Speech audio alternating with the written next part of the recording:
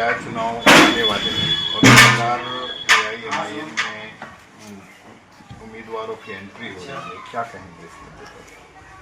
सबसे पहले तो शाहिद भाई मैं आपका शुक्र अदा करना चाहूँगा कि आपने आपके चैनल में इस लायक हमें माना कि आप बाइट माशाल्लाह जल्दी आप बाइट हमारी देते रहते हो, हमारे वार्ड का हाल चाल आप पूछते रहते हो।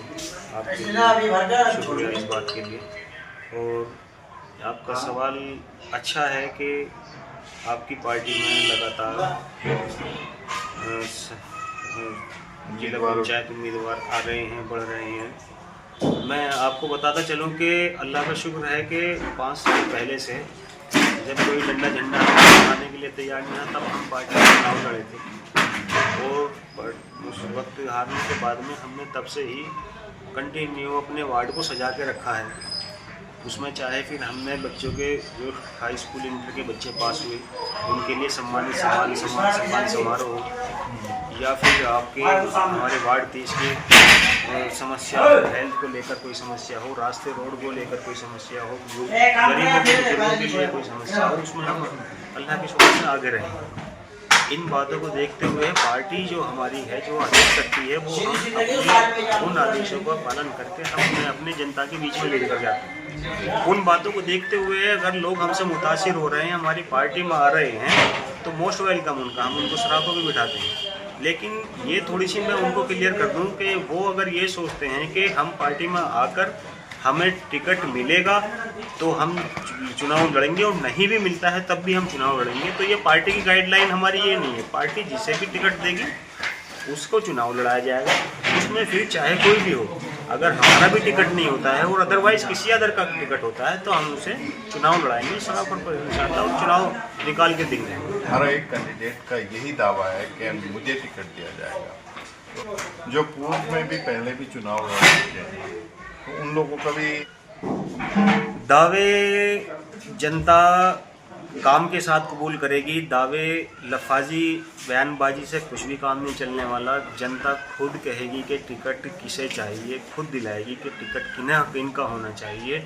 लफाजी से काम नहीं चलने वाला। और अगर लफाजी से काम चलता तो अभी 5 साल पहले जब पार्टी के आपने देखा होगा कितने लोग थे, नहीं आए वो सामने। अभी क्योंकि हमने वार्ड सजा दिया, हमने अपने वार्ड को दुल्हन की तरह सजा के अपने काम जो उसमें करने थे हमने वो कर रखे हैं। हम किसी वक्त कुछ भी बात होती है हम एकदम हाजिर रहते हैं, तो सब एकदम टिकट हो जाएगा, हम जीत जाएंगे, नहीं, जनता ही जिताएगी, जनता ही टिकट कराएगी इंशाल्लाह। और जिसका भी टिकट होगा, प्रत्याशियों से मैं कहना चाहूँगा कि ये सोच के ना आए कि टिकट होगा तो हम MIM के साथ रहेंगे, अदरवाइज हम जाएंगे, नहीं। MIM जिसे टिकट देगी वो लड़ेगा और सभी प्रत्याशी उसको लड़ाएंगे जिसका टिकट।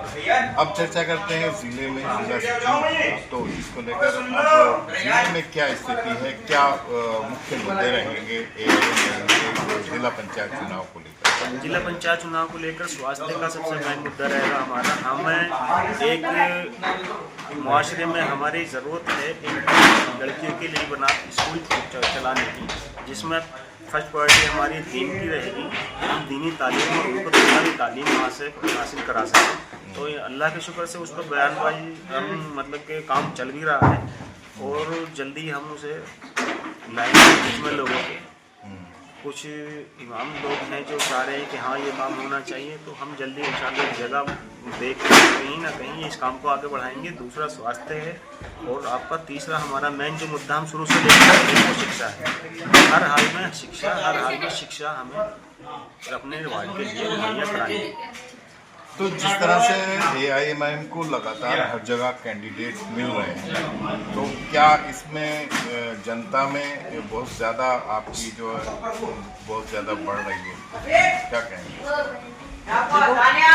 देश प्रदेश में हमारी पार्टी एक ऐसी मुहिम लेकर चल रही है जो गरीब पिछड़ों को, मुस्लिमों को, जो पिछड़े दलितों को साथ लेकर चल रही है। उनके साथ कंधे से कंधा मिलाकर उनके किसी भी काम मुद्दे को लेकर उनके साथ खड़ी है। अगर कोई भी जुल्म अगर देश में होता है, अगर सबसे पहले बोलने वाला कोई उसके खिलाफ है तो हमारे बैरिस्टर असदुद्दीन ओवैसी हैं, जो एकदम बेबाक बोलते हैं सभी के हक के लिए। ऐसा कोई लीडर और दूसरा है नहीं। तो अब जनता समझ चुकी है कि हम क्यों 70 सालों से हम दूसरे के पीछे लगे हुए थे, भागते आ रहे थे।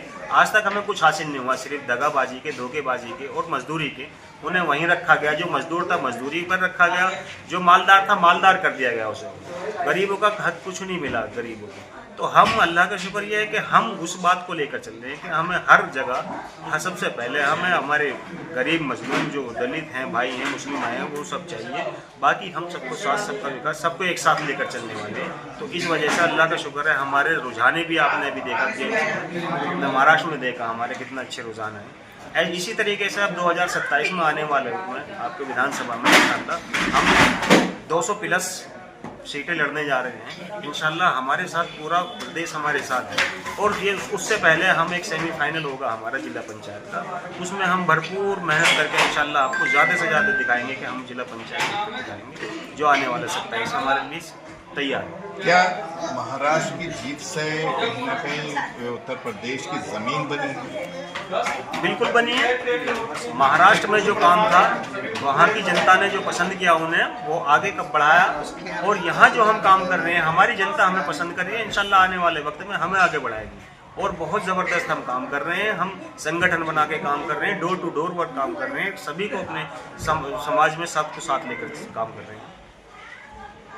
तो इस शोहरत के कहीं ना कहीं जिस तरह से मीडिया में भी चर्चा है और कई पार्टियों में भी चर्चा है विपक्ष की कि किस तरह से AIMIM ने बहुत बड़ी जीत दर्ज की है, तो उत्तर प्रदेश में बहुत मिलने वाला है। इंशाल्लाह मिलने वाला है। और मैं आगाह करना चाहता हूँ उन्हें कि बिहार का वो चुनाव याद रखें। कोई अदर पार्टी को, उसमें कांग्रेस हो, सपा हो, बसपा हो या और अन्य कोई भी हो, अगर किसी ने भी हमको हल्के में लेने की कोशिश करी तो हम जो बिहार में हमने कहा था वो हमने करके दिखाया।